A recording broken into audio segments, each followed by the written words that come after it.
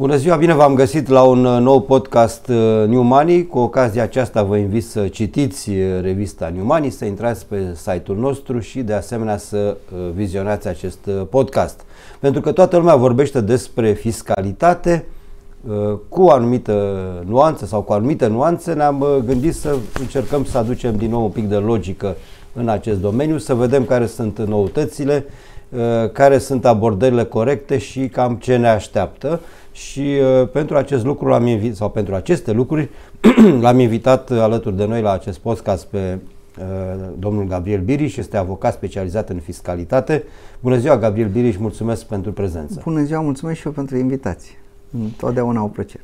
La fel și haideți să plecăm totuși cu tema zilelor. Se va mai stompa cu siguranță, ne mai trece, dar a fost acolo un vârf de atenția publicului.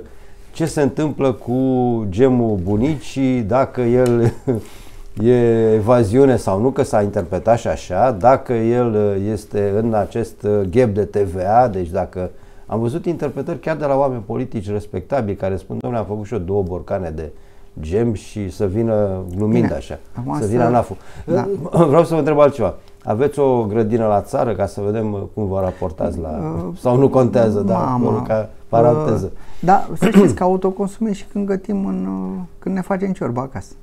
Că nu o consumăm de la restaurant. Da, bun, din acest punct de vedere. S-a creat foarte mult iureș, poate că n-a fost cea mai fericită exprimare din partea domnului Nica, președintele ANAF. Domnia sa a ridicat o problemă, până la urmă, de calcule statistice. De statistică, nu de evaziune sau de... A spus, domnule, că nu este foarte clar modul în care se ia în calcul autoconsumul de către Institutul Case, care face studiile de 20 de ani de zile. Deci ei fac studiile, nu? Da, da. Că am văzut că unii au dat vina pe Bruxelles, au zis, domnule, Comisia Europeană. Păi da, asta e un institut al Comisiei. Lucrează pentru Comisie. Modul în care autoconsumul este luat în calcul la calculul TVA-ului teoretic colectabil. Adică cât am putea colecta după ce scădem sumele care nu se colectează ca urmare a cotelor reduse și autoconsum. Discuția e pornită de la faptul că România are, istoric vorbind, cel mai mare gap de TVA din Europa. Acum gap-ul a ajuns undeva la medie pe 6% din ce ar putea să colecteze. Ultimul studiu disponibil al Comisiei, cel din 2024, pentru 2022, arată un gap de 30,6% față de media de 6%. Bulgarii sunt la medie, polonezii și ungurii sunt sub medie și așa. Evident că asta creează o anumită... Diferențele sunt mari totuși, sunt foarte mari. Da, că vorbim totuși de 8 miliarde jumate de euro. Un an înainte fusese 34% cu 9 miliarde de euro. Și e posibil să vedem zilele următoare, apare gap-ul pentru studiu cu privire la 2023. Înțelegerea mea e că va crește, că se va duce spre 34. Din informațiile așa care circulă pe sus. Înțeleg, e frustrant pentru șeful ANAF-ului să fie la coada Europei și nu oricum, de departe. Numai că aici practic eu personal m-am bucurat că s-a redeschis un subiect. Cum facem cu colectarea de TVA? Pentru că acum aici, dacă autoconsumul ăsta, care în România e mare, dar autoconsumul e peste tot. Da, dar România e mai mare decât peste tot, nu? Sau nu neapărat? Nu neapărat. Aha. Nu neapărat. Deci trăim cu această cu această impresie. Peste tot există autoconsum. Există și în Grecia, și Grecia și-a scăzut foarte mult gap-ul de TVA. Există și în Italia, există și în Spania, că toată lumea își consumă din gospodărie. Da? Să sperăm că nu e un lucru rău. Nu, este un lucru absolut normal și natural și nu a pus nimeni semn de egalitate între autoconsum și evaziune. Doamne ferește! Deci nu se pune problema să facă controale pe așa ceva. Nu, am văzut însă foarte multe și abordarea excese. președintelui ANAF a fost foarte clară, nu s-a referit la lucrul Da, am văzut acesta. multe excese în comunicare pe partea asta, dar acum să nu uităm că totuși suntem într-un război hibrid. Și trebuie să fim cu toții atenți la ce... Păi, știți cum toate exagerările astea care au rolul să submineze încă și mai mult încrederea cetățenilor în autorități, ce fac? Duc încet la disoluția statului. Ori noi trebuie să fim, oamenii responsabili, trebuie să fim foarte atenți când propagăm astfel de narative. Revenind. Aici doar o paranteză, scuzați-mă. E interesant că președintele ANAF a fost adus și pe niște așteptări mari, în ideea că va schimba ceva în abordarea ANAF, poate și în instituție. Am văzut câteva gesturi și în sensul acesta. De exemplu, au creat o divizie sau de operațiuni speciale, așa numită. Da. Va trebui să vedem cum funcționează. Adică mi-e teamă că astfel de, cum spuneați, de narative aruncate în public îl vor duce într-o zonă de ridicol, să zic, și nu va putea să facă treabă. În 2016, când am fost secretar de stat, la mijlocul lui ianuarie,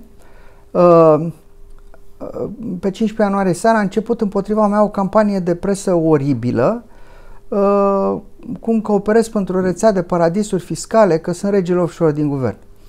În dimineața aceleiași zile, fusesem împreună cu ministrul de finanțe, eram secretar de stat atunci. Mi-aduc aminte așa câte ceva, da? Da. De ce? Am fost la Ecofin cu doamna Dragu ca să ne întâlnim cu ministrul de finanțe ceh Babiš, cel care tocmai a recâștigat alegerile, care ceruse să-i se aprobe să fie proiect pilot pe taxare inversă. Și noi am schimbat poziția României pe taxare inversă. Din susținem în principiu, dar ne exprimăm îngrijorarea cu privire la posibile efecte adverse, în susținem fără rezerve, fiind singura metodă de combatere a marii fraude. Și am vrut să avem o discuție cu ministrul de finanțe ceh ca să ne înțelegem dinainte că ne așteptăm și noi la aceeași susținere pe care o oferim în momentul în care o să venim și noi cu aceeași cerere. În momentul în care am făcut lucrul ăsta, a început o campanie care probabil să ducă la fie demisia mea, fie demiterea mea. Nu s-a întâmplat atunci, s-a întâmplat ulterior într-un alt, că are legătură cu contribuțiile. Nu, are legătură cu subiectul celălalt, cu bombardierii. Ajungem imediat, da. Da? Știu că ați mai spus ceva atunci, acum revenind la această discuție statistică între autoconsum și mărimea gap-ului. Trebuie să ne gândim ca să înțelegem cât poate fi de mare. Încep cu concluzia. Nu poate fi decât foarte mică influența. Și o să explic de ce. Vă rog. TVA-ul este un impozit pe consum. Zice taxă în mod eronat. Da, e impozit pe consum. El este venit la buget doar când îl plătește consumatorul final. Adică cine nu are drept de deducere. Între companii, în B2B e neutru. El circulă de la cumpărător la vânzător la buget și înapoi la cumpărători, așa, ca un fel de cash, ca apa în natură. Da? Așa. Da, precum apa în natură, nu tot timpul când, nu apa care se evaporă dintr-un loc, plouă în același loc. Adică se mai și dispare. Așa. Deci, cine sunt consumatorii finali? Am zice persoanele fizice. Noi și companiile, mă gândesc. Dar bun, nu, companiile intră în apa în natură, ca să zic așa. Un consumator final important este statul. Statul, consumul guvernamental, corect. B2G, care contează mai mult, în jur de un sfert, 25% plus minus. Statul nu cumpără fără factură. Da. Mai este un consumator mare, companiile scutite fără drept de deducere. Adică bănci, societăți de asigurări, școli, spitale private, ONG-uri. Contează și ONG-urile pentru că ele prestează foarte multe servicii sociale, au 160.000 de angajați. Deci contează. Deci, acestea mai fac încă în jur de 20% din consumul final. Restul de 50 și ceva la sută este consumul gospodăriilor, adică consumul nostru. Din asta mai tăiem o felie utilitățile. Da? Din ce rămâne, tăiem o felie mare care este retail-ul modern. Supermarketuri, hipermarketuri, magazine de mall, benzinării, Comerț online.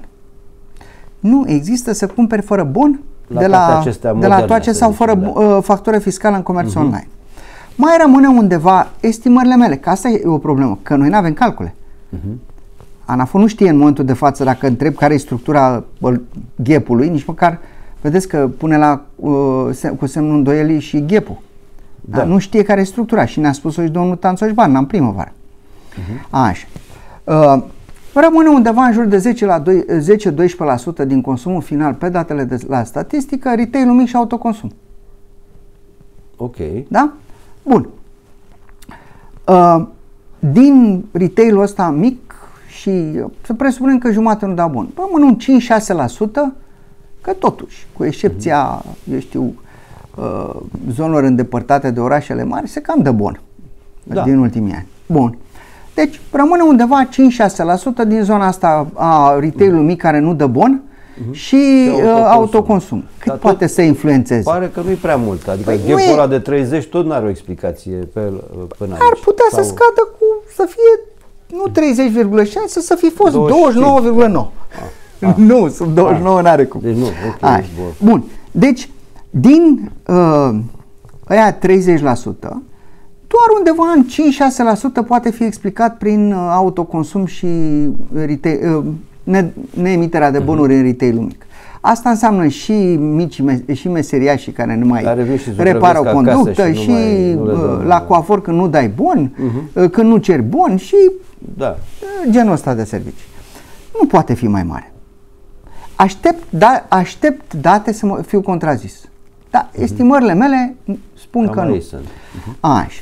Bun, unde e diferența până la 30? Păi zic oamenii, asta este în B2B. Fraudă carusel, insolvențe, probabil ceva fraudă semnificativ și prin portul Constanța cu subevaluări, adică importuri. Deci aici sunt. Ok. Bun. Și de asta cum poți să rezolvi? Ajungem la problema dumneavoastră, la propunerea taxarea inversă. O rezolvi cu țările din vest, că nu trebuie obligatoriu numai cu taxarea inversă. Okay. La țările cu care ne comparăm și nu numai din vest, Bulgaria. Da? Au rezolvat-o printr-o administrare eficientă. Niște baze, în primul rând,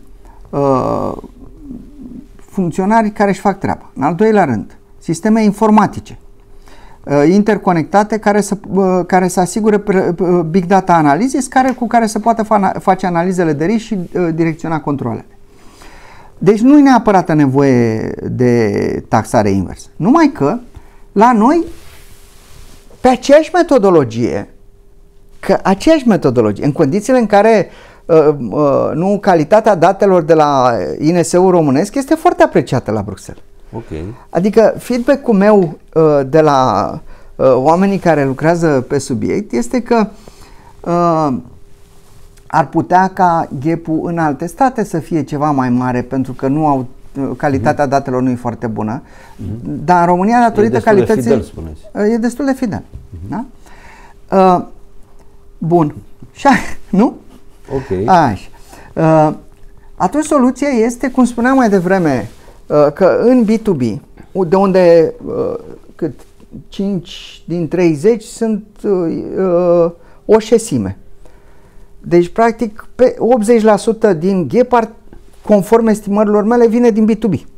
Estimărilor mele și ale colegilor mei. Da? Cum rezolvi asta? Păi, în B2B, tocmai spuneam că TVA-ul circulă precum apa în natură, da?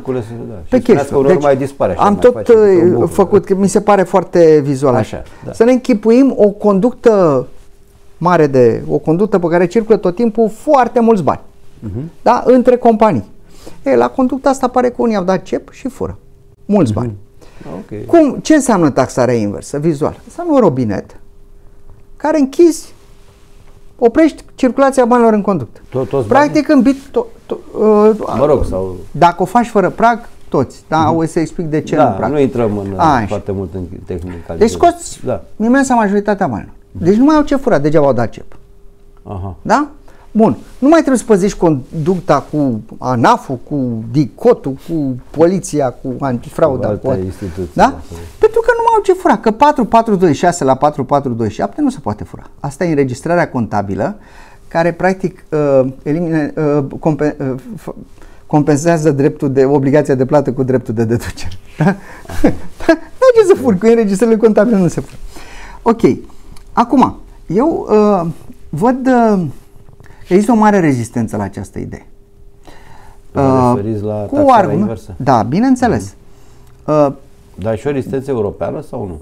Cehia, până la urmă, a aplicat proiectul a obținut aprobare, de fapt nu pe proiectul pilot, că nu i s-a aprobat, s-a amânat și s-a aprobat o directivă care permitea statelor membre în anumite condiții, în 2018, care s-a aplicat până în 2022, dar noi n-am cerut niciodată derogare. Da?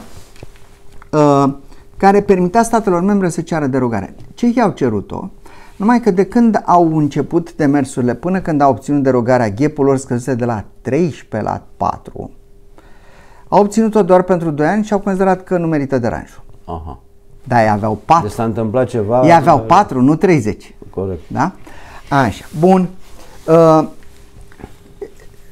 Nimeni, toți cei care critică această idee, spun, domnule, nu suntem de acord cu taxarea inversă generalizată, dar taxarea inversă pe anumite produse de risc. Uite, vedem acum că probabil se va aplica taxarea inversă la legume-fructe. Am auzit o idee care mie mi se pare năstrușnică, să aplici taxarea inversă la îmbrăcăminte și încălțăminte. După vizita domnului Grindeanu în Mall Băneasa și a descoperit că se dau facturi pentru achizițiile de haine. Da? Bun, deci fiecare are o idee, să zicem. Sau... Dar toți zic că e bună pentru... Păi de ce e bună? Pentru că elimină frauda. Păi cum? Nu e o fractură logică? Adică spui că e bună pentru anumite produse, că elimină frauda acolo, dar nu ar fi bună pentru toate produsele, că de ce să eliminăm frauda peste tot? Da? E logică. Sunt sute de mii de inspectori în toată Europa care lucrează pe combaterea fraudei.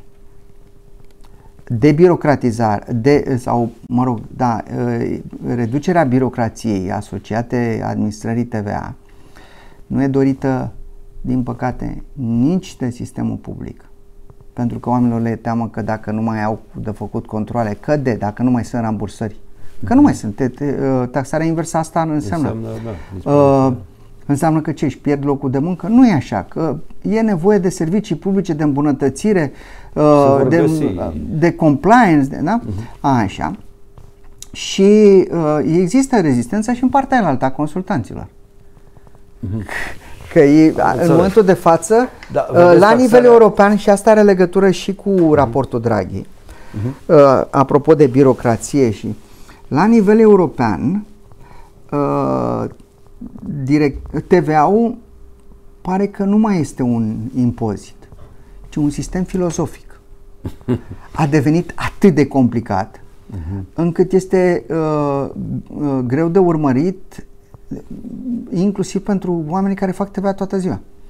Pentru companii, în special pentru companiile cu operațiuni complexe, este aproape imposibil să se mai poată descurca singure. Și asta înseamnă o presiune pe competitivitatea europeană.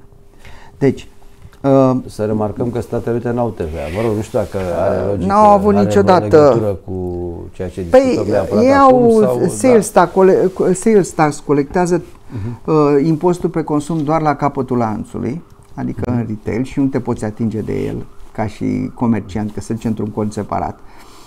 Dacă vreți acel split TVA pe care l-am făcut noi, pe care am încercat au încercat unii să-l impună și să blocheze economia. Apropo de războaie hibride.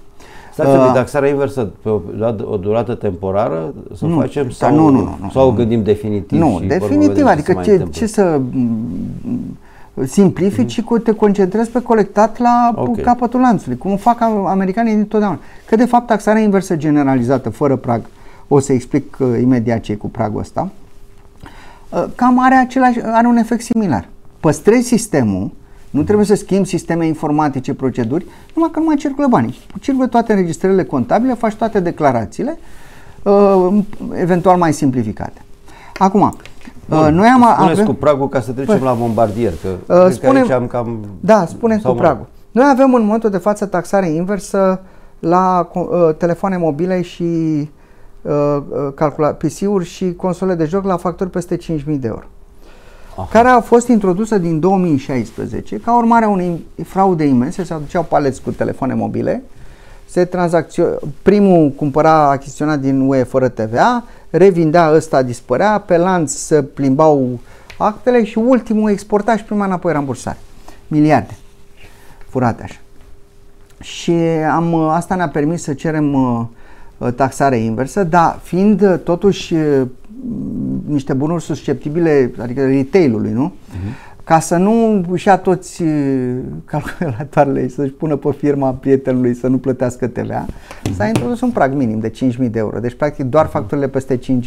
Având în vedere că, nu, și ce a spus domnul Grindeanu cu ce a descoperit până mol, eu vorbesc de mulți ani de zile. Da. Știți, că am tot povestit de chiloței pentru care se cere factură pe firmă de transport. Da? Din păcate e spor național. Pusul cheltuielor personale pe firmă, dedus TVA-ul și scăpat de impostul pe dividende. Cheltuielile pe firmă se pun atunci când sunt în scopul... Mai greu la IMM-uri, nu? Că nu e că în momentul de... Este aici mă întreb, dar ANAF-ul nu poate să facă nimic? Evident că putea să facă dinainte de ROE factura. Poate să vadă, nu, chestiile astea. Putea să facă dinainte de ROE factura, că avea informațiile astea în 394. Păi tu când vezi că îți apare la o declarație de TVA recapitulativă detaliată. Tu când vezi acolo că la un contribuabil care vinde retail, hăinuțe de copii, să dau un exemplu, da? Și vezi că ți apare cumpărător cu RO. Cât de greu e să faci un program care să transforme RO-ul ăla într-o notificare de conformare voluntară, să-i trimiți până SPV, vezi că ai pus, e sigur că în scop obține de ea, verifică și raportează. L-ai dedus TVA-ul, nu l-ai dedus, ai reținut impozit pentru asociat ca alte venituri. Și în momentul ăla apare efectul civilizator al lui Big Brother. Asta trebuie să fie rolul ANAF-ului. În momentul în care face o greșeală, nu o să dea cu parul. Să zică, băi, ai grijă, nu cumva ai greșit? Ia vezi că nu e chiar așa, nu chiar poți să pui pe firmă chiar orice. Și acum să trecem la bombardieri. Bun, trecem la... Deci, apare că aici e, să zicem, paleta de soluții pe care o vedeți, ca să închidem... Există soluții, trebuie doar voință politică.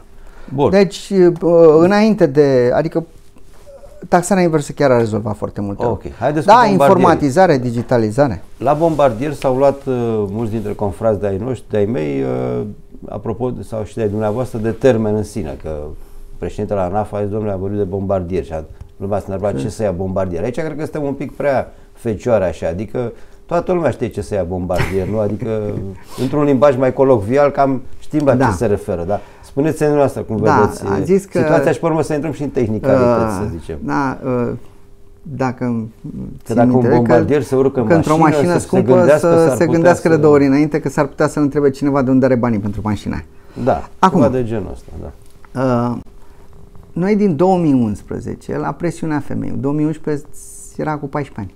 Nu? Da, exact. La presiunea Fondului Monetar Internațional căde, mai ține minte de criza uriașă din 2010. Eram în criză, de fapt, da? S-a introdus o legislație privind impozitarea sumelor ce nu pot fi justificate. Acum, ce presupune asta? Dacă ești verificat la control pe niște metode care n-au fost niciodată transparente, cu CNGP control, trebuie să depui o declarație inițială de patrimoniu, să spui ce aveai cu 5 ani, fiscul vede ce ai acum, cu dovezi, da? Ce ai acum, ce venituri ai avut și ce cheltuieli ai avut. Dacă apar diferență, ți emitea o decizie de impunere pe diferența aia cu impozit de 16%. Deci, practic, vorbim de o comparație. Noi știm că, de la fizică, din clasa 7, nu? Pentru orice comparație avem nevoie de un sistem de referință. Cum au făcut? La ce s-au raportat inspectorii când au făcut analizele de risc? Trebuia introdusă un T0. Un T0, adică un moment la care toți care, să zicem că suntem într-o anumită zonă de risc, adică toți care cântărim peste 1 milion de euro, să zicem, sau jumătate de milion, sau whatever, să trebuiască să depunem o declarație inițială de patrimoniu. Că oricum legea nu putea fi aplicată înainte, da? Odată cu asta, lăsați oamenii să socotească, ori fi uitat ceva. să declare și să plătească, nu să alegi tu după ei. Cât? Cât spune legea, adică 16%, că atât era atunci. Da. Adică aceeași cotă pe care o lua și ANAF-ul dacă te prindea că n-ai declarat. Da. Păi numai că n-au scris în lege că hoțul neprins e negustor cinstit și că hoțul prins plătește ca cel cinstit. Păi de ce să mai plătești? De ce să mai fi cinstit? Când poți să scapi, când poți să scapi și dacă nu scapi, plătești tot cât ai fi plătit. Înțelegeți imoralitatea legii? Da. Așa. În paranteză fie spus, în 2016 cred că asta ați propus, mă refer la ajung și acolo. Ajung și acolo. Asta a creat foarte multă ineficiență. Atât până în 2016. În primii 5 ani de zile ANAF-ul emisese 6 decizii. Pe 1 milion de lei. Colectaseră 1 milion de lei. Păi erau și sunt 80. Cam ridicol aproape. Păi nici măcar o fracție din că am cerut, atunci am cerut informații, am cerut situația ca să văd dacă se justifică o modificare la lege. Adică să văd dacă presupunerea mea se confirmă. Și s-a confirmat cu vârf și îndesat. V-am spus, 6 decizii și colectaseră 1 milion. Din 2016 până în 2023, situația s-a mai îmbunătățit puțin, mult. Au emis vreo 800 și ceva de decizii, pe vreo 400 ceva de milioane de lei, care au rămas definitiv după contestare vreo 350 și au colectat 120. Păi au colectat de 3 ori mai puțin decât, de cel puțin 3 ori mai puțin decât ne-au costat salariile inspectorilor. Da, știu că adică degeaba. Calculul ăsta, da. Bun, poate are un rol de, să zicem, de, cum a spus, de corecție, da? Acum, de anul trecut, nu mai e 16%, e 60 e 70. Sau 70. Numai că, eu vă spun din practică, asistăm clienții. Numai fraierii care cred că sunt în regulă ajung să fie obiectul celor 70% impozit. De ce? Pentru că avem o modificare a codului de procedură fiscală din 2022, care nu e neapărat rea, da? În fine, care spune așa: din momentul în care primești avizul de inspecție, că întâi primești avizul și după aia începe, nu vin peste tine cu mascați, da? Ai 30 de zile ca să depui o rectificativ. Adică să te uiți un pic în să vezi dacă ești în regulă, da? Și să te predai singur. Și să plătești cât? 10%. Că între timp cota unică nu mai e 16, e 10. Da? Bun, deci dacă te știi în regulă, depui rectificativa, plătești 10% și ai scăpat. Ajungi să ți se emită decizie pe 70% doar dacă chiar crezi că ești în regulă. Bun, și atunci, dacă eu aș fi un bombardier de ăsta care nu declară nimic, ce m-ar motiva pe mine să declar? Dacă știu că dacă sunt selectat la inspecție, am 30 de zile să plătesc 10%. Dacă nu, am scăpat. Scopul acelui T0 era că stabileai un T0. Și în continuare, cred că asta e soluția.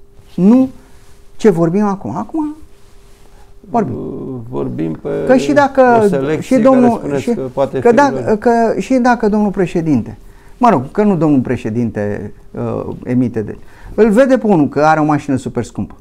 Da? Și cu ce? Că nu poate să-i facă control inopinat. Trebuie să emită avizul de inspecție. Ia 10%. Că ăla se predă, că știe că e în neregulă. Nu o să ia 70. Deci logica e că în continuare aviz, în continuare dacă dincolo de mașini vede o casă care mare, e același lucru, aceeași poveste. Sau un ceas foarte scump sau eu știu ce. Sau cheltuieli foarte mari în cluburi. Bun. Deci dacă am face ce spun din 2009 și ce ați spus că am încercat să v-am propus în 2016. Aceste 0, perioada de conformare și apoi fără nicio derogare, adică nu a început, nu poți să justifici, plătești 70. S-ar și descuraja. La sfârșitul lui 2015, când am primit invitația de a mă alătura guvernului Cioloș, am pus o listă de condiții. Îți vin dacă facem în principal reformarea impozitării veniturilor personale. Inclusiv aceste 0. Da, principala principalul motiv pentru care am acceptat a fost promisiunea că voi primi susținere să plafonăm baza de calcul a contribuțiilor pe suma veniturilor și să simplificăm legislația, să o punem pe baze morale, în așa fel încât să nu mai conteze cum câștigi, ci doar câți bani câștigi, că așa e normal. Da? Bun.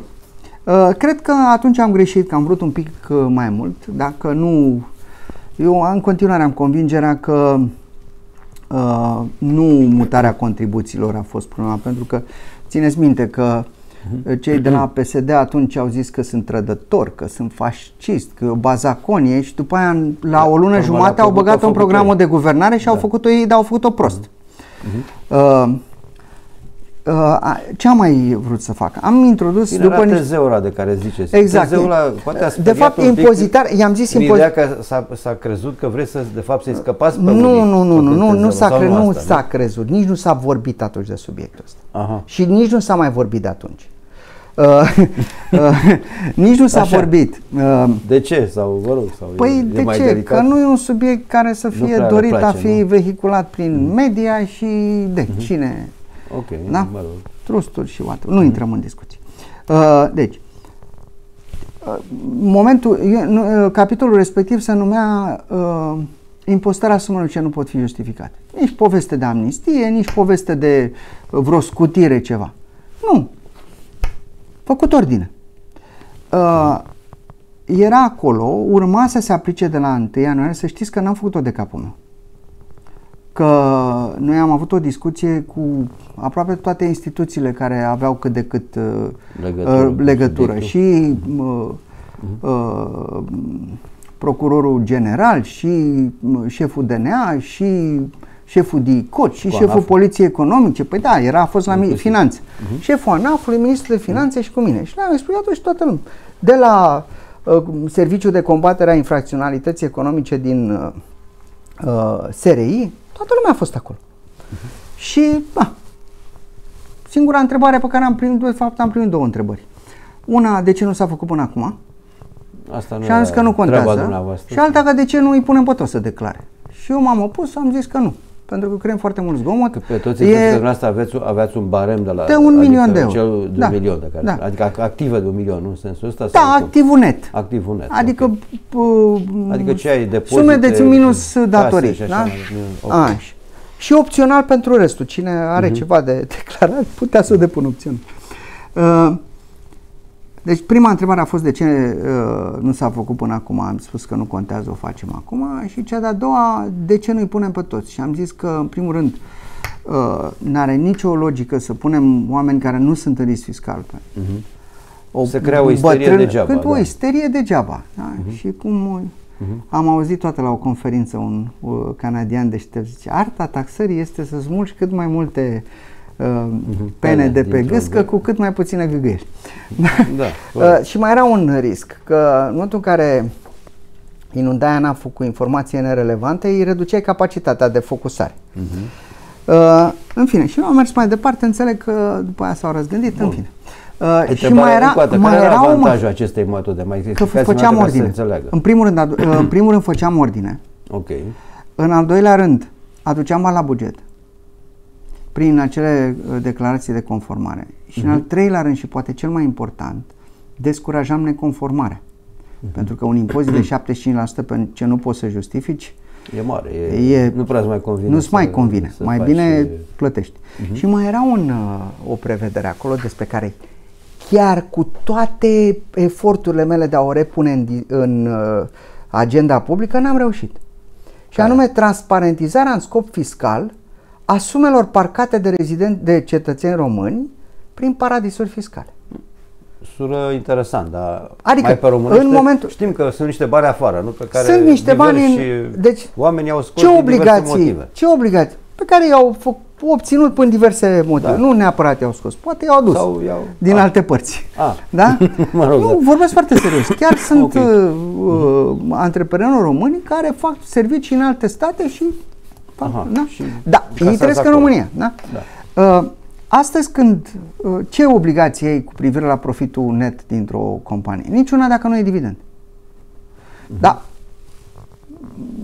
Poți să cumperi proprietăți, spun toată lumea asta, să-ți plătești iahturi, să-ți plătești vacanțe. Cred că poți. Sigur că poți.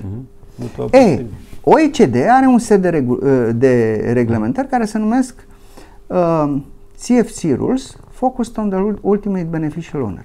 Adică reguli privind societățile străine controlate cu aplicare la beneficiarul final.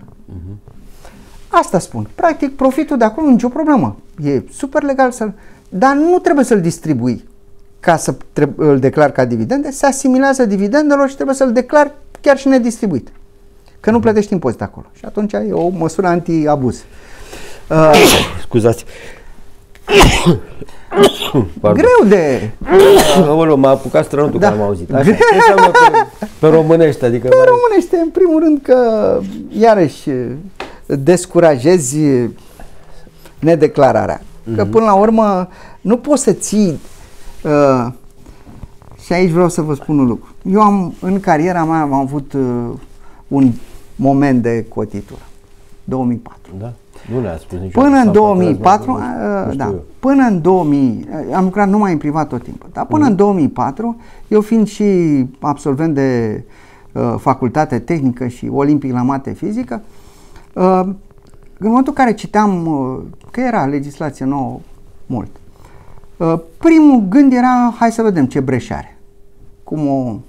Și nu era greu. Normal, și nu era greu deloc. Până la un punct era normal. Și nu era greu deloc. Atunci se găseau breșe. Le foloseam. Momentul de cotitură a fost 2004, sfârșitul 2004, începutul 2005, când am introdus cota unică, la care am lucrat. Și atunci am ajuns la concluzia că poate să ne fie bine în România și fără să ne ținem de șmecherii. Și din 2005 eu vorbesc în mod constant de extinderea bazei, că nu poți să ții impozite mici fără să ai o bază mare. Da? De eliminarea excepțiilor, de level playing field, de condiții egale pentru toți contribuabilii, indiferent în ce sector sunt. Noi nu trebuie să stimulăm lucrătorii dintr-un anumit sector pe care îl consideră politicienii cu valoare adăugată mare. Nu-i dau nume. Noi trebuie să stimulăm dezvoltarea tuturor sectoarelor cu valoare adăugată mare. Da? De acord, da. Bun. Și atunci cum o faci? Okay. Că în momentul în care dai scutiri pentru un anumit tip de venituri sau un anumit tip de activitate, de un anumit specific și pui niște condiții și nu dai și pentru ceilalți, apar distorsiuni concurențiale. Sigur. Da? Sigur. Asta nu trebuie să se întâmple. Cred că cei din Horeca vă urăsc deja. Că de mă rog, glume, sau nu știu, exagerez un pic, dar ați atras de fiecare dată atenția, nu numai pe deci ei, sunt unii care mă urăsc, alții care care vă plac. Sunt de acord și nu se exprimă public. Vorbind de faptul că dar și acolo erau breșe am turnat, nu. Sau mai multe, nu știu cum să spun. Au deschis sau au putut să deschid și asta mă deranjează foarte mult la unele bresle. În momentul în care ai posibilitatea să determini o schimbare legislativă, adică ai influență, îți folosești influența asta doar ca să-ți obții niște privilegii pentru tine, din punctul meu de vedere, nu e ok. Ei ce au avut? În 2016 au avut o ușă deschisă la Dragnea și cred că domnul Tudose, așa, și au eliminat impozitul pe profit în Horeca și l-au înlocuit cu un impozit derizoriu. Impozitul specific, care, așa, după care alții, nu aceiași, și-au angajat niște consultanți deștepți, au făcut niște studii și au convins că, doamne, neapărat trebuie TVA-ul să fie 5%. Adică iau mâncarea de la, iau friptura de la alimentară și plătesc 9% și mă duc la restaurant, plătesc 5%. Pe bune. Nu e normal. Așa cum nu mi se, în momentul de față, eu sunt foarte ferm pentru păstrarea cotei reduse de TVA în Horeca. Okay, deci că e și o problemă de avantaj, cum să zic, level playing field, că toate țările cu care concurăm au cote reduse la TVA și noi am vrea teoretic să aducem și turiști străini. Da. Și pentru ăștia concurăm în special cu cei de dar și pentru români, că a crescut foarte mult puterea de cumpărare și vedem că mai mult se duc în Grecia sau în Bulgaria decât în România. Aici mai fac o paranteză. Și iarăși n-ar fi normal pe același lucru l-au făcut, de exemplu, magistrații când s-au dus și au făcut ștere speciale? Seamănă lucrurile sau nu chiar? Sau la alt nivel? Cum vedeți? Nu și-au făcut magistrații. Acolo, hai să nu uităm deci că... Nu și-au făcut magistrații. Le-a făcut un avocat le-a făcut un magistrat un avocat pentru magistrații. Da, nu spune cine că, mă rog. Da? Care era ministrul justiției. Da? Și de aici, știți, până la urmă, și magistrații sunt oameni. Știți, dacă tot timpul ți s-a spus, mai ales la cei că vorbim totuși de niște politici care durează de aproape 20 de ani. Da?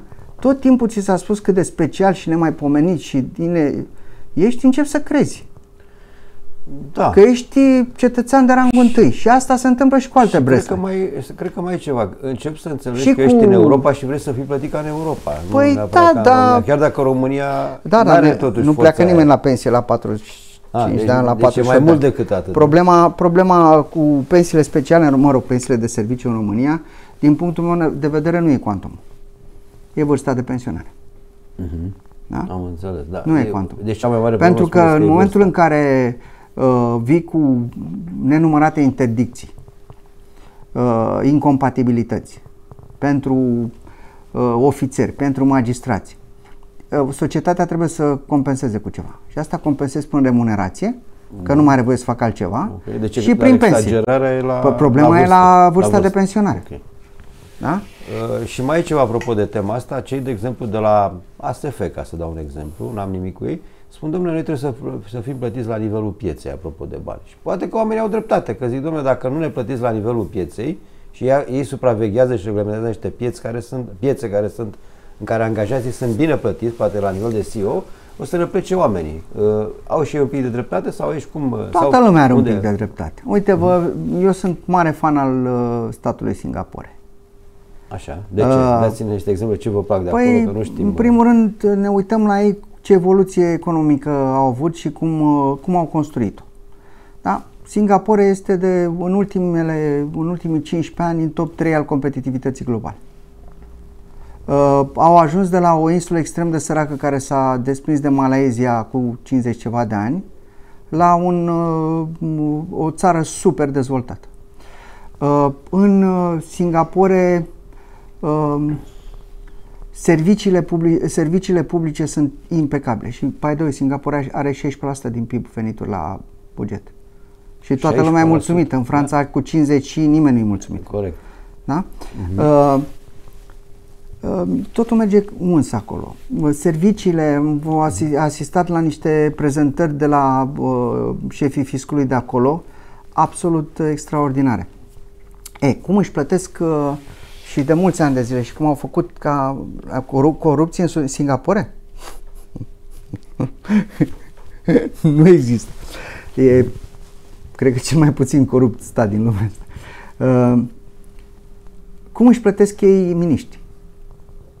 Nu știu. Pe un pool de funcții echivalente din privat.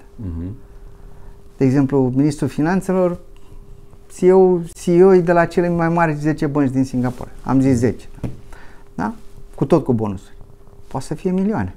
De ce? Pentru că au plecat de la premiza că ministrul respectiv este responsabil de bunul mers al domeniului respectiv. Da? Și atunci, ca să poți să ai pe cei mai buni... Sau, mă rog, are o logică. Da. Bun, deci cum spuneți, fiecare are un pic sau mai mult să vorbești să vorbești de cât de important e să plătim salarii mari în astfel de instituții, că în România are gradul de intermediere financiară la cel mai mic nivel din Europa, când piața de asigurări a fost guduită de niște mega falimente. Parcă e un pic nerezonabil. Și tot timpul când vorbesc, nu vorbesc de conducerea de acum. By the way, sunt câteva instituții și din punctul meu de vedere ASF-ul e o instituție, chiar dacă zic ei că nu sunt cu bani de la buget, aiurea. Ei se hrănesc la fel ca și ANRE-ul și altele, se hrănesc din taxe impuse pe cei care îi reglementează. Chiar sunt unele instituții care evoluează foarte bine. În felul lor. Da. Nu în felul lor, funcționează foarte bine. Funcționează. Dar nu poți să schimbi totul. Uitați-vă și la Consiliul Concurenței el tot timpul a fost așa un pic mai altfel. Da, putem introduce, din punctul meu de vedere, chiar și ANAF până la proba contrarie. Asta e o treabă bună, interesantă pe care o spuneți, că toată lumea trage la ANAF, toată lumea e nemulțumită de ANAF. Mă rog, când spun la nivel, în opinia publică, toată lumea vrea o schimbare a ANAF, las la o parte digitalizarea și atunci ceea ce trebuie schimbare de mentalitate, da? Curajos, ca să zic așa. Păi, o să vedem ce se va întâmpla. Ce se mai întâmplă? Ce cu direcția aia specială, operațiuni speciale? Sincer, n-am văzut-o încă reglementată. Cred să că vedem despre ce e vorba. Da, uite, știu că s-au dat drumul la niște programe de analiză de risc care erau ținute în teste. Erau terminate de câteva luni, sau cum? Multe, dar ei tot le testau. Și o să înțeles. Să vedem care sunt rezultatele. Bun, haideți să ne întoarcem poate la Vajuga, pentru că mai aveți o temă pe care de fiecare o spuneți și ați numit-o și acum, și anume un tip de echitate fiscală, adică toată lumea să plătească, nu în mod egal, evident, ci să plătească proporțional. Proporțional, ăsta e termenul. Ba chiar spuneați la un moment dat că nu contează cum nu conteze cum câștigi și doar cât câștigi. Așa. Simțiți că se întâmplă ceva în sensul acesta? Sau s-au întâmplat niște lucruri, niște progrese? Doar câteva creșteri de impozite, nu. Până nu vorbim de așezarea sarcinii fiscale în același mod. Vă dau un exemplu. La PFA, asta că avocații obțin venituri din activități independente, deci more or less ca PFA-uri. Așa. Eu am vorbit mult timp de nevoia plafonării bazei de calcul a contribuțiilor. Cumva am reușit ca în codul fiscal nou să plafonăm și contribuții, că era plafonată contribuția individuală la pensii, dar nu la sănătate. Nu însă și contribuțiile angajatorului. N-a zis, toată lumea a fost bucuroasă. Da? După care a venit revoluția fiscală a lui Dragnea și în loc să plafoneze baza de calcul a contribuțiilor pe suma veniturilor, că de asta am venit cu ideea mutării contribuțiilor ca să poți să faci suma lor, ce au făcut? Au eliminat oricum orice plafon la salarii, le-au lăsat eliminate. La PFA însă, CASSU, contribuția la sănătate, mi-a crescut de la 5,5 la 10, însă n-am mai plătit la 5 salarii medii, cât plătisem, ci la un salariu minim. Și asta în același coș cu dobânzi, dividende, deci practic mai nimic. Să spunem, da. De asta am ieșit eu atunci și am spus că nu mi se pare normal să plătesc de 3 ori mai puțin decât secretara mea și să beneficiez de aceeași asigurare, că asta nu mai e solidaritate. După care ne-au majorat baza pe coșul ăla cu toate la 2 salarii minime. N-a crăit nimeni. La 24 de salarii minime pe an, 2 pe lună. N-a crăit niciunul dintre noi. Că oricum era puțin, era foarte puțin. Că nu, atunci când câștigi mult, mai câștigi și din chirii, mai ai și niște depozite, se adună. Nu le vezi. În momentul în care ne-au scos în 2024, ne-au scos din coș și vreau să lase neplafonată, ai și mega scandal. Adică, dom'le, nu vorbim de echitate decât atunci când ne arde pe noi la buzunar. Vorbesc foarte serios. La vremea respectivă am vorbit cu colegii mei de Breaslă care erau foarte nemulțumiți și am zis, băi, nu putem să ne luptăm pentru privilegiile date de Dragnea, că ne descalificăm ca Breaslă. Hai să, într-un prim pas, să insistăm pe păstrarea veniturilor în coș, ca să facem mai ușor după aia aducerea și a salariilor plafonată pe un coș, să avem un singur coș, nu 2 coșuri. Și să propunem creșterea plafonului la 72 de salarii minime. Deci o limită rezonabilă pe care ați pe toate veniturile astea. N-au susținut-o, ne-au scos din coș, ne-au pus la 60. Ok. S-a considerat că e o victorie că n-a fost nelimitat. Acum au vrut să ridice la 90. Iar la 90 de salarii minime bază. Iar a ieșit un scandal. S-a redus la 7, adică n-a mai crescut de la 60 la 90, a crescut de la 60 la 72. Vedeți, toată energia asta pusă complet aiurea nu ne face bine ca țară. Pentru că, revenim la Singapore, am văzut o chestie care mi-a rămas în minte. Deci la o conferință internațională de taxe la Dublin a venit șeful fiscului de acolo și a pus primul slide cu un fact sheet. Făceau 50 de ani de la independență. Dar n-a scris sărbătorim 50 de ani de independență. A scris sărbătorim 50 de ani de construirea națiunii. Da? Ori, în momentul în care noi, ce înseamnă construirea națiunii? Înseamnă construirea că națiunea înseamnă un liant între membrii națiunii. Da? Da. Adică un liant care să te facă să fii atât de legat de țara ta încât să poți să te duci și la război să mori pentru țara ta. Așa cum au făcut moșii și strămoșii noștri. Nu cum fac concetățenii noștri că ies la televizor și spun că dacă începe războiul plec din țară. Da? Așa. Deci ei sărbătoreau 50 de ani de construirea națiunii. Păi noi cum construim națiunea? Creând prin fiscalitate categorii de comati și tarabostes? Adică cetățeni de rangul întâi, ăia care sunt speciali și nu trebuie să plătească la fel ca cetățenii de rând, 41%. Cred că ne putem opri e o chestiune, da. Dar dacă toți suntem aici, pentru că mai avem câteva minute, sigur că minutele sunt nelimitate, ne putem întinde, dar apropo de cât ne-am propus, haideți să ajungem, pentru că ați avut niște luări de poziție legate de ce urmează. Și vă rog să sintetizați sau să explicați mai pe larg cum doriți, care sunt, să zicem, provocările fiscale, financiare, finanțe publice și așa mai departe, și societale, de ce nu, pentru următorii, nu știu, 2, 3, 5, 7 ani, alegeți dumneavoastră. Anul trecut, după alegerile parlamentare, împreună cu colegii de la Tax Institute, am prezentat o scrisoare, am adresat liderilor partidelor pro-europene o scrisoare deschisă, în care le atrăgeam atenția că cel mai important lucru în perioada următoare va fi recâștigarea încrederii mediului de afaceri onest în guvernarea României. Și am propus o sumă de soluții care să redea atractivitatea României pentru investiții. Care propuneri cred că sunt încă și de mai mare actualitate acum. Și să vă spun de ce.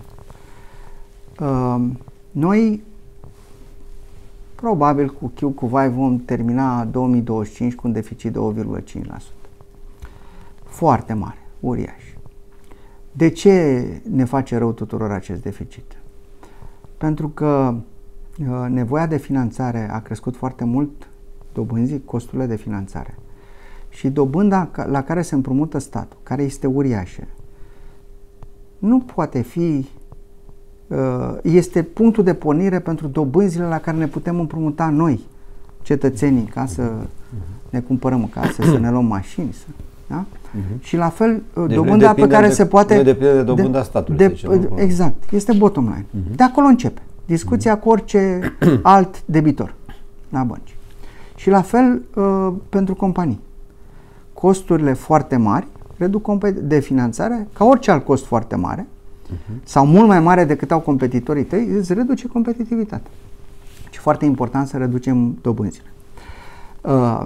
Ca să reducem dobânzile, trebuie să reducem deficitul. Că nu e degeaba, nu e Bruxelles nebun să spună că nu trebuie să treacă de 3% din PIB deficitul. Aia e limita maximă a ineficienței statului. Da? Că, într-un fel, poate fi echilibrată de o creștere economică decentă care să compenseze lipsa asta de eficiență. Noi avem 1,5, în următorii 6 ani trebuie să reducem la 2,5. Ca așa ne-am angajat. În perioada asta se mai întâmplă două lucruri. Deci în 2031 noi trebuie să ajungem la 2,5. Adică o ajustare de 6% din PIB. PIB care nu mai crește. Da? Da. Deocamdată crește foarte puțin. Da, mă rog, da. Asta e în 0, Da, nu să crește. continuați ideea, da. Mai punem încă 3% din PIB la apărare, că trebuie neapărat. Deci 6% e reducerea de care ziceați, Da, de plus la 1,5 la 2%. Plus 3. 2,5. Plus 3 apărarea. Fac 9. Peste asta mai punem impactul cataclismului de care mulți vorbim și care chiar se întâmplă din 2028, pensionarea decrețeilor. Mai puneți 2. Deci plus 2. Am ajuns la 11. Cum putem face o ajustare de 11% din PIB în 6 ani? În condițiile în care între 2025 și 2031 va mai fi un cataclism. 2028-2029, ani electorali. Când tot timpul cu prim-ministrul PSD. Când ține minte că precedentul prim-ministru PSD îi spunea ministrului de finanțe că îl doare undeva de deficit. Da. Da? Și da, Bun. e imposibil. Cum putem să facem asta? De genul ăsta. Pare E posibilă. E posibilă, da? E posibilă. E posibilă, pe de o parte, crescând veniturile din reducerea evaziunii. Okay. Nu din creștere de taxe. Pe de altă parte, reducând cheltuielile. Dar vedem ce opoziție, că pachetul, avem două legi la Curtea Constituțională, dar a treia aia cu reducerea încă nu a fost aprobată. Da? Sperăm să fie aprobată după Congresul PSD. Da? Înțeles, da. Așa. Și, de asemenea, trebuie ce să facem? Să creștem baza. Că 11% se referă la PIB-ul de acum. Da? Adică să facem un PIB mai mare. Să-l facem mai mare. Cum putem să-l facem mai mare? Nu crescând salariul minim. Cu investiții, spuneți. Cu investiții. Adică crescând producția. Și nu investiții în... Că una sunt investițiile publice, infrastructura. Dar degeaba avem autostrăzi dacă nu vin fabricile să trimite camioanele pe autostrăzi cu produse. Da? Da. Că nu facem autostrăzi ca să ne ducem cu mașina în vacanță în nordul Moldovei. Facem autostrăzile ca să putem să meargă economia. Da? Și vezi pe autostrăzile din vest că prima bandă e aproape un șir nesfârșit de camioane. De asta. Acolo economia, să zicem. Acolo dudu economia. Deci avem nevoie de investiții care să crească producția, care producție să crească gradul de acoperire al nevoilor consumului intern, să nu mai importăm atâta, și să crească exporturile. Cum faci asta? Că noi în momentul de față, de un an, de aproape 2 ani de zile, am blocat România pentru investiții directe mari, pentru investiții greenfield noi, prin impozitul minim pe cifra de afaceri. Noi nu impozităm profitul, noi impozităm rulajul. Adică o companie, dacă are o dificultate, uite, companiile din industria prelucrătoare au probleme cu prețurile la energie, care prețurile la energie au devenit problematice datorită politicilor stupide ale decidenților din Europa și din România. Care industria prelucrătoare mai are probleme și cu schimbarea preferințelor consumatorilor. Adică dăm oamenilor bani să cumpere mașini electrice. De unde? Din China, nu? Cea mai mare parte. Da? Da, să zicem da. Da? Și ne mirăm că nu mai cumpără motoare cu mașini produse în Europa. Păi dacă noi am spus că în 2030 și ceva nu mai producem motoare termice. Da? Sigur că deci asta sunt rezultatul politicilor. Da. Da? Iarăși, ajutoarele de stat de acolo, dar și ajutoarele de stat pe care europenii le dau fabricilor din China ca să vândă în Europa. Că asta sunt subvențiile la... Da? Și la panouri fotovoltaice, și la baterii, și la mașini cu baterii. Da? Deci noi, dacă nu ne revenim și nu avem o schimbare de mindset, noi vorbesc de România, să refacem România atractivă să redăm atractivitatea, să creăm o bază stabilă odată pentru totdeauna, să nu mai modificăm o dată pe lună codul fiscal, că nu poți să-ți faci niciun business plan când se modifică o dată pe lună ce ai de plată. Da? Să nu ne mai țină ocupați și pe noi și pe administrația publică cu implementarea tot felul de modificări. Că și astea costă. Gândiți-vă la cât a costat toate firmele, de la micro-întreprinderi la firmele mari, introducerea ROE factura, ROE transport, ROE case de... Asta erau. ROE safteu. Zeci de miliarde la nivel național. Ca să ce? Ca să avem gap tot de 30 ceva la sută? Da. Da? Deci investiții, asta e, dar în condiții de predictibilitate, cum spuneți. Stabilitate, Le predictibilitate. dăm și ajutoare de stat, mai avem bani în buget și de ajutoare de stat, că și asta e o discuție. Am văd foarte multe nu idei, ci mai degrabă lozinci în spațiul public. Domnule, să avem programe de relansare. Ok, să avem, dar avem niște propuneri care nu costă nimic bugetul, dar sunt mai rare măsuri. Așa cum sunt împotriva scutirilor, excepțiilor, evaziunii și tot felul de drăcii, așa nu că sunt împotriva, am niște rețineri uriașe în ceea ce privește ajutoarele de stat. Din păcate, vedem în ultima perioadă un trend foarte periculos. Nu vedem investiții doar acolo unde sunt granturi. Păi și piața? Adică nu m-a interesat nimeni de ce se cere în piață? E interesat de unde poate să ia bani gratis să facă o investiție? Eventual să-l scoată din piață pe altul care a... Interesantă observația aceasta. Da? Cred că aici aveți dreptate și cred că suntem într-o zonă... Doar, cred că ajutoarele de stat mai pot fi justificate doar din cauza faptului că sunt alte state care dau. Doar în situația în care vrem să atragem investitori strategici. Adică în niciun caz la investiții mici. Că alea, adică România, noi cred că trebuie să fim mult mai atenți cu investițiile mari, pentru că alea atrag după ele și IMM-urile. Eventual și investiții mari în domenii de secolul al XXI-lea?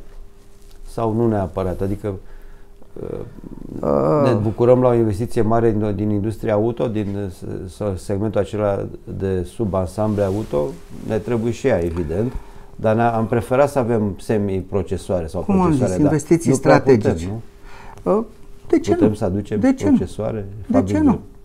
Semiconductori, de exemplu? Nu e imposibil, dar cred că e un pic mai complicat. Hai să vedem cum a ajuns Israelul powerhouse pe producția de chipuri și tehnologie în general. Că au cei mai mulți unicorni cu excepția Statelor Unite. Prin investiții, nu prin ajutoare de stat. Okay, că și totul la noi e distorsionat. Știți de unde vine conceptul de Startup Nation? Care este o schemă de granturi pentru folosită în România. Da, și care a fost implementată în timpul când domnul Ilan Laufer era ministru. Era ministrul IMM-urilor. IMM-urilor. Este titlul unei cărți scrisă de 2 jurnaliști britanici despre formarea statului Israel. Are o sumă de povești. Una din povești este despre cum a ajuns Israelul, cum spuneam, powerhouse pe tech. Și a ajuns o forță prin niște fonduri de seed money și venture capital. Adică prin investiții, equity, adică acțiuni primite de fondurile astea deținute de stat în companii private, investiții în care antreprenorul trebuia să aibă, cum zic englezii, skin in the game. Da? Deci, practic, aveai o idee, tu veneai cu 100.000, statul venea cu 60.000, te finanța, puteai să-ți răscumperi acțiunile, că nu ți-i dădea gratis. Da? Într-un anumit timp. La noi e și totul altceva. Păi și asta a fost pervertită. Adică, probabil că ideea de plecare, cum spuneți, bună, da, dar când nu ai skin in the game, când nu sunt banii tăi, nu ai drive-ul pe care l-ai atunci când îți pierzi și banii tăi. Bine, vă mai provoc o chestiune și apoi concluzii. Zilele trecute s-a dat un premiu Nobel pentru economie. În esență e vorba de distrugere creativă, cam așa au studiat oamenii. Au avut niște modele, au studiat. Sunt 3 economiști, nu contează. Distrugerea creativă însemnând de fapt nu că vin niște noi industrii care le distrug pe celelalte pentru că iau piața. Da. Trăim premiul acesta, nu e nimic, chiar dacă nu ne sperie, nu, dar ceva de genul acesta. Da, avem atâta exemplu. Am avut revoluția motorul cu aburi. A fost care a fost înlocuit de motoarele pe ardere internă. Ce vreau să spun Nokia, ține minte. Da, Nokia a dispariție. Kodak. Corect. Întrebarea e că la noi pare că ai mai mult distrugere fără creativă sau nu știu dacă... Nu la asta se refereau cei trei cunoști. Dar a mai fost un premiu foarte interesant în anii anteriori despre legătura între societățile extractive și cele inclusive. Ce înseamnă? La ce se referea? Adică care e rolul politicului în prosperitatea economică a unei zone. Da? E tot așa o sumă de povești foarte interesante. E de citit cartea lui Acimoglu, De ce eșuează națiunile. Aha, da? ok. Totul ține de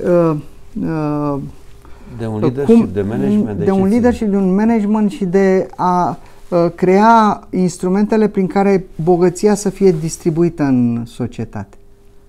Adică să fie distribuită, în primul rând să fie creată și să nu fie extrasă doar de unii. Că atunci nu mai e creat. Că de ce să crești bogăție, să creezi bogăție dacă nu e a ta? Da. E logic, e firea omului. E aproape cum zice PSD-ul. În momentul în care nu ai un stat de drept, în care proprietatea nu e protejată, da? Și cartea aia începe cu un exemplu, îmi scap acum, e un oraș la granița dintre Statele Unite și Mexic, un oraș mare, în care trece un râu. Pe un mal e Statele Unite, pe alt e Mexic. Și omul face o analiză comparativă. Arată cu totul altfel. Arată cu totul altfel, în condițiile în care partea mexicană din orașul ăla arată mult mai bine decât orașele din Mexic la câțiva kilometri distanță, că oricum lua niște influențe din partea asta. Ok. Haideți să tragem o concluzie, ne întoarcem la România. Deci am trecut așa, prin Zacusca bunicii, prin bombardieri. No problem. Big problem. Zacusca, no problem. Bombardieri, big problem. Așa. Egalitate fiscală pentru toată lumea. Un vis. Un vis. Investiții pentru a susține economia și a crește. Alvis, investiții private. Și spune singura, investiții private. Bine că spunem că vorbim atât de mult de investițiile publice încât am uitat de cele private, ca să zic așa. Da. Și atunci, din toate acest noi an de teme, care extrageți dumneavoastră o scurtă sau mai lungă concluzie?